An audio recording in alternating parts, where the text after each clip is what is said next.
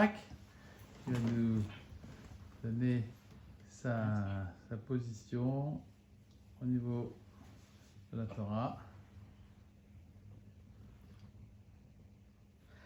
Alors, on va aborder la légitimité en 2 points.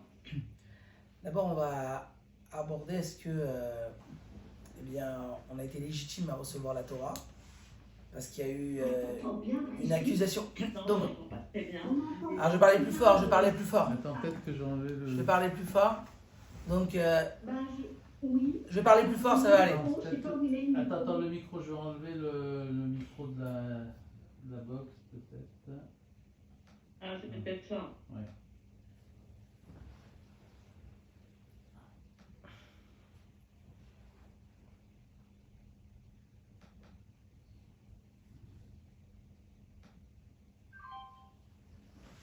Voilà, vas-y, Donc, faut voir. Vous entendez mieux là? On va aborder la légitimité en 2 points. C'est mieux. C'est mieux. Donc, déjà, la légitimité par rapport au fait qu'on a reçu la Torah, est-ce qu'on était légitime à recevoir la Torah?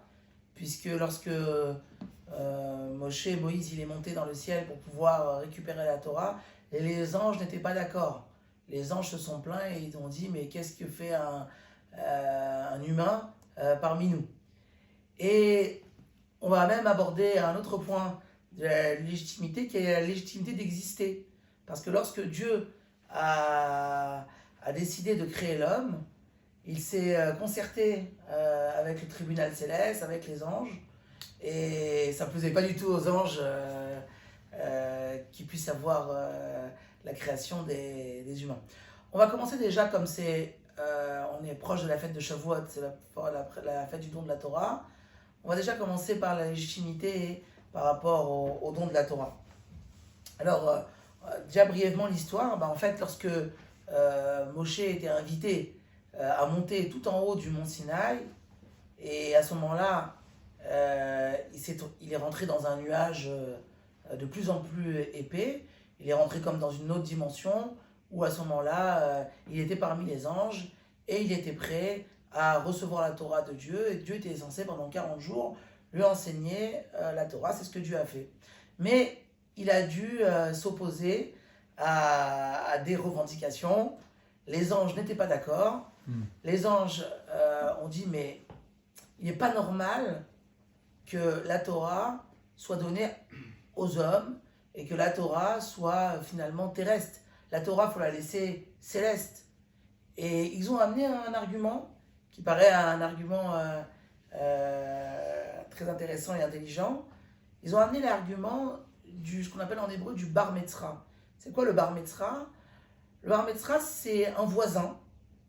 Lorsque quelqu'un a un voisin au niveau agricole, c'est-à-dire qu'il y a 2 terres qui sont voisines l'une de l'autre, donc il y a une personne qui souhaite se vendre sa terre, qui est la loi du bar metzra, c'est une loi toute simple qui dit que avant de vendre la terre à quelqu'un d'autre qui habiterait ailleurs, il faut donner la priorité au voisin.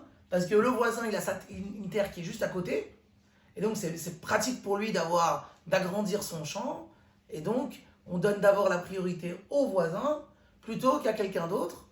Lui, il aura une terre là, une terre là-bas. C'est plus pratique que le voisin, il ait une grande terre. Et donc cette loi, elle a une grande force, c'est que si on ne la respecte pas, on peut annuler la vente. À partir du moment où le voisin était intéressé d'acheter le champ pour s'agrandir. Et bien les anges, en fait, ils disent la même chose à Moshe. Ils disent, nous, on est les voisins de Dieu. Nous, on est proche de Dieu. Et au final, la Torah, elle est plus proche de nous que proche des hommes. Et donc, il est plus logique qu'elle soit donnée, aux anges. Et même si toi, Moshe, tu la prends, on pourrait te la reprendre. De la même façon qu'on peut annuler une vente, eh bien, on pourrait annuler ce don de la Torah. Et finalement, quelle est la réponse de Moshe? Moïse, il dit, mais quel rapport vous avez avec la Torah? Dans la Torah, on parle de lois qui sont très terrestres. Est-ce que vous avez un père, une mère que vous devez respecter? Est-ce que vous êtes descendu en Égypte? Est-ce que vous avez un mauvais penchant auquel vous devez combattre? Et donc, vous voyez bien que finalement, la Torah, elle parle de sujets qui ne vous concernent pas. Alors, cette réponse que Moïse il a vis-à-vis des anges, elle est très difficile à comprendre.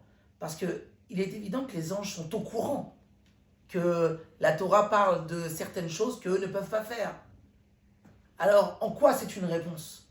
Et si les anges viennent avec un argument, ils savent très bien que la Torah aussi, a priori, elle ne peut pas s'accomplir entièrement pour eux.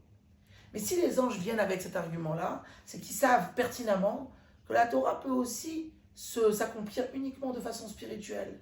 Puisque de base, la Torah est spirituelle, et nous, ce qu'on a, c'est la transposition de l'état de la Torah qui est spirituel, qui se transpose, et qui donne après des lois matérielles ici-bas. Mais il y a une possibilité d'accomplir la Torah spirituellement. Alors, donc je reviens, donc en quoi c'est une réponse de dire, voilà, est-ce que vous n'avez pas de père et de mère, vous n'avez pas de mauvais penchant, vous n'êtes pas descendu en Égypte, vous n'êtes pas concerné par toutes les lois de la sortie d'Égypte et des faits qui sont écrits dans la Torah. Parce qu'en fait, Moshe Rabbeinu, il met le doigt sur le point essentiel de la Torah. Quel est le point essentiel de la Torah et qui va donc valider notre légitimité? C'est que le peuple juif est le seul à pouvoir réaliser une certaine action que les anges ne peuvent pas faire. Qu'est-ce que le peuple juif peut faire? Ils peuvent rendre ce monde une maison pour Dieu. C'est-à-dire, ils peuvent unir spirituel et matériel. Puisque nous, on est composé, notre propre corps est composé de matériel et spirituel. On a une âme et on a un corps matériel. Et bien nous, on a la capacité de pouvoir prendre cette Torah-là et avec la Torah, et bien quelque part construire une maison pour Dieu, faire en sorte que Dieu se plaise dans ce monde-là. En réalité, cet argument, ça permet déjà de se défaire de l'argument des anges, parce que la loi des voisins, elle fonctionne uniquement si jamais tu veux utiliser le champ pour produire une récolte. Mais par contre, si tu veux utiliser le champ pour pouvoir construire, tu as besoin d'un terrain pour construire, la construction, elle passe avant le fait de faire une simple production de récolte. Et donc, même si tu n'es pas considéré comme un voisin, tu auras quand même la priorité.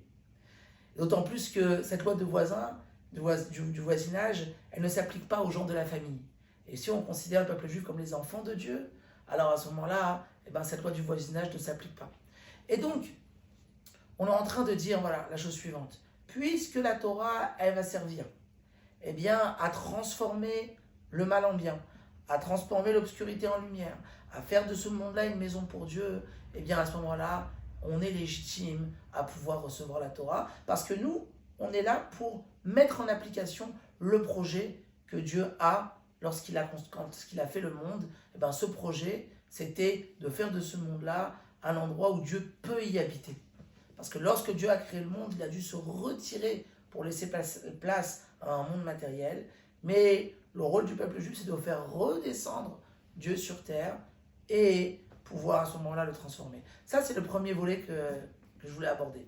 La deuxième partie, c'était d'expliquer la légitimité d'exister. Parce que lorsque Dieu n'a pas voulu créer l'homme comme ça sans prendre conseil, il a voulu demander aux anges. Puisque c'est écrit dans la Torah, Naaseh Adam, nous allons faire l'homme. Alors il n'y a que Dieu qui fait, il n'y a que Dieu qui crée. Mais le Naaseh qui veut dire nous allons faire, de là on apprend que Dieu a consulté les tribunaux célestes. Et les anges ont dit, mais à quoi ça sert de créer l'homme? Nous on est beaucoup plus raffinés, beaucoup plus élevés. Et en plus, les hommes risquent de fauter, et ce qui ne peut pas être le cas chez les anges. Alors, Dieu a voulu essayer de leur prouver que l'homme était supérieur aux anges. Et qu'est-ce qu'il a fait? Dieu a présenté différentes créatures aux anges et leur a demandé comment vous pourrez les nommer. Donnez-leur un nom. Et les anges, ils étaient incapables de donner un nom à appeler tel objet ou plutôt tel animal, un taureau, tel animal, un chien. Ils n'avaient aucune possibilité de donner un nom à cela. D'ailleurs, c'était un thème qu'on avait un petit peu abordé quand on avait fait le PAMED de la langue maternelle. Mais là, on va l'aborder sur un autre aspect. Finalement, Dieu a dit, tu vas voir, je vais créer l'homme, et lui, il sera capable de choses que vous n'êtes pas capable. Et en effet, toute la création est passée devant l'homme, et il a pu nommer à chacun exactement le nom qui correspond. Alors, on pourrait dire, il n'y a rien d'extraordinaire, on peut dire n'importe quoi. On peut inventer des mots, inventer des noms, mais comme, vous pourrez revoir la vidéo de la langue maternelle, la particularité de l'hébreu, c'est que le nom qu'on donne, il correspond exactement aux qualités, à la particularité de la chose qu'on nomme. Bon, un exemple qu'on avait donné, c'était par exemple Kélev, c'est un chien. Dans Kélev, on a le mot lève qui veut dire le cœur. Et donc de là, on voit la particularité d'un chien d'être très proche de son maître. Et en réalité, lorsque le premier homme, Adam Arishon, le premier homme, il a nommé, en fait, il a été capable de voir la source spirituelle qui fait vivre la chose matérielle, et il a pu faire la connexion entre sa source spirituelle et comment après elle apparaît dans ce monde-là. Il a fait donc le lien dans chaque créature entre sa source de vie et sa vie concrètement terrestre ici-bas. Et ça, les anges en étaient complètement incapables. Même si les anges voient ce qui se passe en haut, mais ils ne savent pas à quoi ça corresponde en bas. Alors que Adam Arishon, il arrivait à voir la correspondance en disant « je vois telle chose spirituelle, je sais que telle chose spirituelle que je vois dans les mondes en haut célestes, ça correspond à telle chose matérielle ici-bas. » On avait déjà raconté une histoire de l'Admour Haïm Saï qui illustre un peu ce propos. Qu'une fois, il y avait un professeur qui était venu le voir, tout émerveillé d'un progrès de médecine il y a eu il y a 200 ans à peu près, parce que l'Admour Haïm Saï, c'est le deuxième Rabbi Lubavitch, et qui disait que lorsque un homme penche la tête, ça fait pencher un nerf vers une certaine direction du cerveau qui aide à la réflexion. Et lorsqu'on lève la tête, ce nerf-là, qui est un nerf qui vacille un petit peu, qui bouge, lorsqu'on lève la tête, ça fait pencher ce nerf vers un autre endroit du cerveau qui aide au souvenir. Et donc, il était tout émerveillé de dire ça à l'Admour Haïm Saï. Et l'Admour Haïm Saï ressort un livre de Torah et il ouvre à une certaine page où il y avait cette explication-là qui était donnée. Alors, le chassid, ce juif-là, disait « Mais je vois que l'Admour Haïm Saï est un grand médecin. » Il connaissait déjà ce sujet-là qui venait d'être dévoilé par la médecine. Finalement, l'Admour Haïm Saï a expliqué que pas du tout. Parce qu'un rabbi, en réalité, il sait toutes les choses qui sont spirituelles et il sait simplement leur transposition. Ici-bas, puisque ce sujet du souvenir et ce sujet de la réflexion existait déjà de façon spirituelle et ce nerf aussi avait une correspondance spirituelle en haut, il savait à quoi ça correspondait en bas. Et donc, pour revenir à Adam Arishon, donc là, on voit toute la grandeur de Adam Arishon, c'est faire le lien entre le haut et le bas. Et faire descendre quelque chose qui vient d'en haut et le faire descendre en bas. Et c'est ça qui donne finalement toute la légitimité de l'existence de l'homme. Parce que l'existence de l'homme, elle est là finalement pour amener, faire descendre quelque chose de spirituel, le faire descendre dans le monde matériel, pour qu'après, une fois que la chose est descendue de façon matérielle, elle va opérer son travail, elle va opérer son raffinement. Et donc, faire le lien entre le spirituel et le matériel. Ça, c'est quelque chose qu'on fait également lorsqu'on fait la prière. Lorsqu'on fait la prière, par exemple, dans le schéma juste avant, on raconte à nous-mêmes, à notre âme animale, à notre mauvais penchant, quel est le service des anges. Ça, c'est les paragraphes qui sont avant le schéma. Et pourquoi on raconte ça à notre âme animale? Parce que notre mauvais penchant, on veut lui faire savoir, lui faire connaître quelle était sa source spirituelle. on lui raconte d'où il vient lui-même, pour faire la connexion, pour que lui comprenne également, eh bien que même si le mauvais penchant peut se caractériser par des choses négatives dans ce monde-là, ben, faut lui faire savoir qu'en réalité, il a une source spirituelle qui est bonne.